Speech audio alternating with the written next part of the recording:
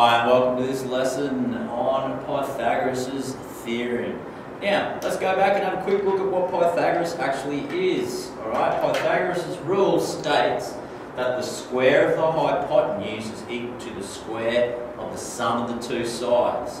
Okay, so that means that c squared, c represents the hypotenuse, is equal to a squared plus b squared. So the sum of the two sides, a and b are the other two sides, the sum of the square of the two sides is equal to the square of the hypotenuse. Sounds really confusing, but it's actually quite easy. Right? Pythagoras is used only on right-angled triangles. C squared, or hypotenuse squared, is equal to side squared plus the other side squared. Nice and simple. Let's have a look at a couple of examples here. Triangle here, right triangle, side of 10, side of 15. We're looking for the hypotenuse, that longest side of the right angle triangle is the hypotenuse. So, step 1, formula. C squared is equal to a squared plus b squared. Nice and simple. Step 2, substitute in.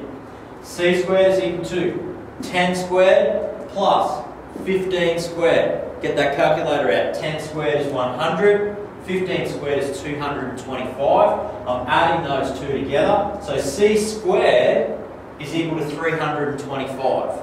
Now I want c by itself. So to get c by itself, I need to get rid of that square. And the opposite of the square is to do the square root.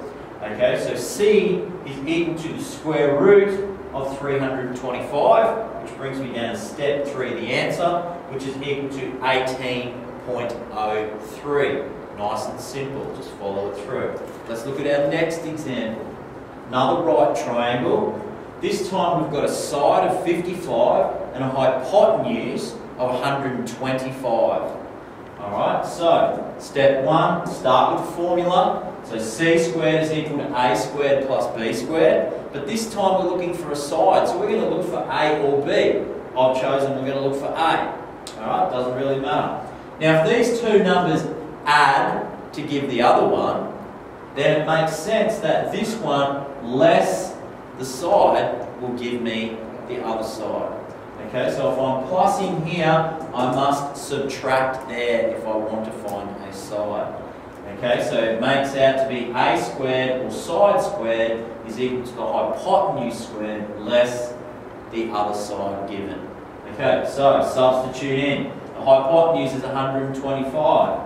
The other side is 55. 125 squared minus 55 squared, I've just done that straight out of my calculator this time, is equal to 12,600. Okay, now that is a squared. I want to get a by itself. The opposite of the square is to do the square root. So 12,600 square rooted gives me a step 3 answer of 112.25. Okay, just got to go through those steps. I'll give you 2 practices to do. Okay, come back and we'll have a look at the answers after the break. Practice number 1. Let's just use the same triangle.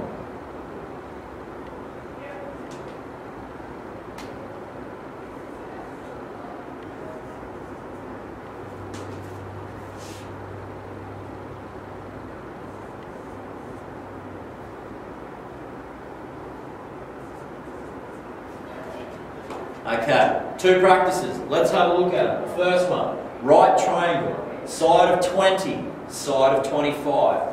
Find me the hypotenuse, please. Okay, next triangle, hypotenuse of 200, side of 75. Find me the unknown side. Go away, have a go, come back after the break and we'll go through the answers.